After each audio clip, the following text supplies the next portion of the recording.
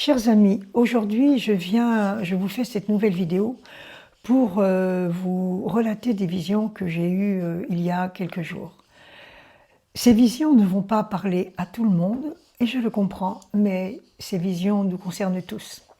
La première vision concernait le Christ. Le 23 décembre, j'ai vu que le 24 décembre, jour de la Nativité, il allait prononcer un décret divin dans lequel il actait que les forces du mal n'avaient plus le droit de citer sur la terre. Forces du mal qui sont connectées aux forces sataniques des plans invisibles.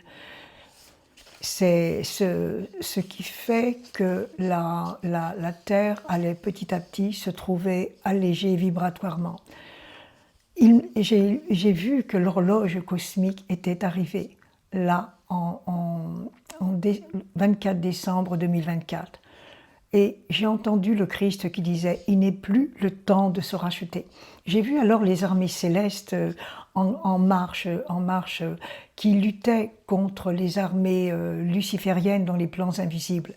Ces luttes avaient un lien direct avec le combat qui se joue sur Terre entre les personnes qui font le bien et les personnes qui font le mal. Chacune de ces personnes ont choisi leur camp.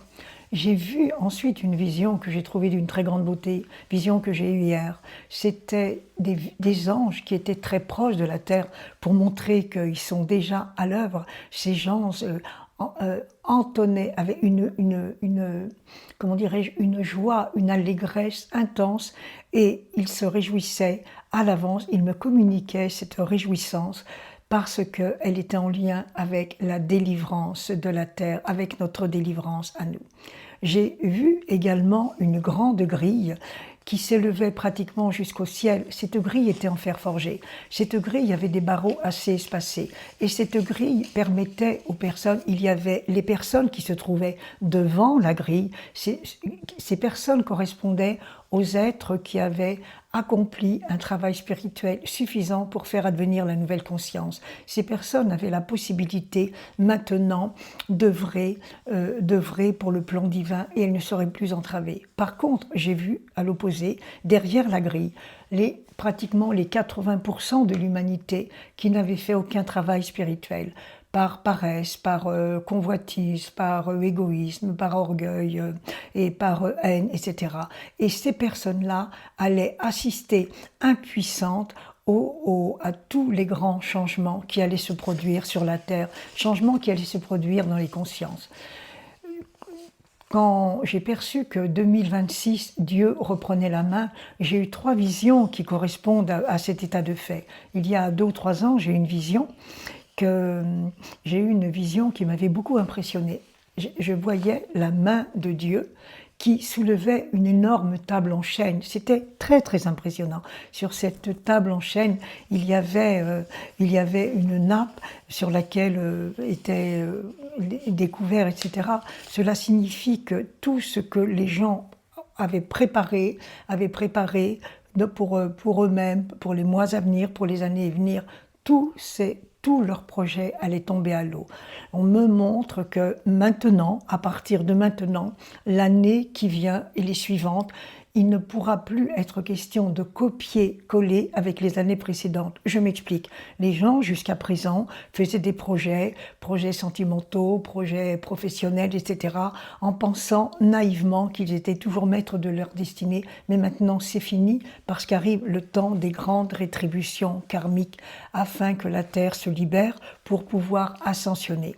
J'ai vu également une autre vision qui était très significative. Et cette vision, à mon avis, elle a plutôt un lien, elle est en lien avec les événements qui vont se produire sur la Terre, des événements tels que des tsunamis, des tremblements de terre, etc., des volcans qui vont jaillir.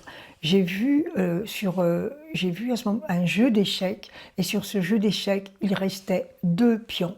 Un pion qui symbolisait qui était le roi, et l'autre pion qui était la tour. Le roi symbolise Dieu en tant que seigneur du karma, en tant que seigneur de justice, en tant que Christ, sauveur et rédempteur. Donc Dieu, en 2026, reprend la main.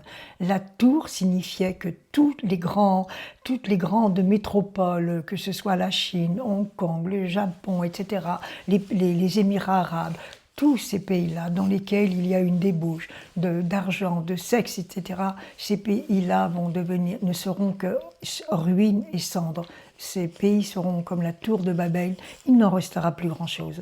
J'ai vu également une troisième vision que je trouvais impressionnante. C'était comme un jeu de dames qui était représenté en peinture. Et ce jeu de dames était, à un moment donné, il y avait des pluies diluviennes sur ce jeu de dames et les couleurs étaient mélangées. C'est-à-dire qu'à un moment donné, certaines personnes, les lieux où certaines personnes vont vivre, elles ne pourront pas les reconnaître tant ces lieux seront des lieux de dévastation. Par contre, ce que j'ai vraiment perçu, c'est que les travailleurs de lumière, où qu'ils aillent, seraient protégés. Il m'a été dit que dans cette période actuelle commençaient les très grandes rétributions karmiques. Rétributions karmiques qui se manifesteront, comme je le dis, par des troubles climatiques. Et ces troubles climatiques vont se trouver être très importants en Australie. Pourquoi en Australie ? Parce qu'en Australie, il y a eu un génocide du peuple aborigène, qui étaient des êtres premiers d'une très grande connaissance. J'en parle en connaissance de cause parce que j'ai vécu en tant qu'aborigène et je suis revenue avec des grandes connaissances spirituelles, ésotériques, médiumnique et de guérisseuse. Au Canada, pareil, il y a eu un très grand génocide des Amérindiens et beaucoup d'Occidentaux qui sont partis là-bas pour faire fortune, en ne s'intéressant jamais au peuple amérindien. Ces personnes vont revenir parce que elles aussi, à un moment donné, seront amenées à tout perdre.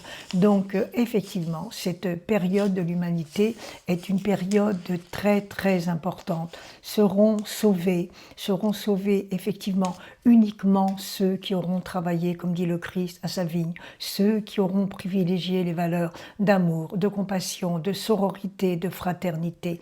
Beaucoup de gens ne passeront pas les 2 ans, les 3 ans à venir, c'est impossible. C'est impossible.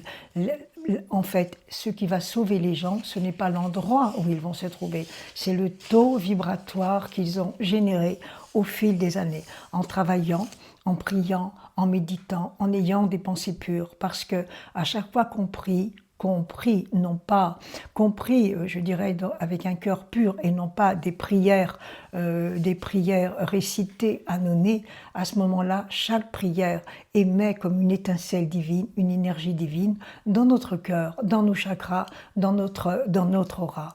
Donc, effectivement, 2026 est une année très importante, c'est un nouveau départ. On entre de plein pied dans la nouvelle conscience.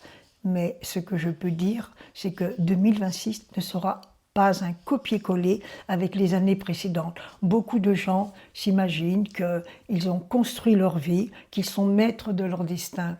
Mais beaucoup de gens maintenant vont réaliser qu'il y a au-dessus d'eux une puissance divine, une intervention divine et qu'ils ne pourront pas aller à l'encontre de cela. Je considère que c'est quand même très très encourageant. Ces visions sont très encourageantes pour les travailleurs de lumière parce que, en tant que travailleurs de lumière, nous avons donné beaucoup de notre personne. Nous avons connu des très grandes fatigues, des très grands épuisements. Nous avons connu de très grandes attaques et cela, il est maintenant important que les événements arrivent. Ce qui m'avait également montré, c'est que nous, en tant qu'artisans de lumière, globalement, nous sommes 18% sur la Terre. Ça signifie que 80% des gens ne travaillent pas pour la lumière de façon consciente, certains, d'accord, quand ils utilisent l'ombre, les forces diaboliques, et d'autres simplement par égoïsme. Mais en nombre, nous ne sommes pas suffisants, mais en puissance vibratoire, nous sommes maintenant suffisants. Nous sommes les leviers grâce auxquels la famille de lumière peut s'appuyer pour faire advenir la nouvelle conscience. Dans mon cœur, je remercie tous les artisans de lumière, mes frères et mes sœurs.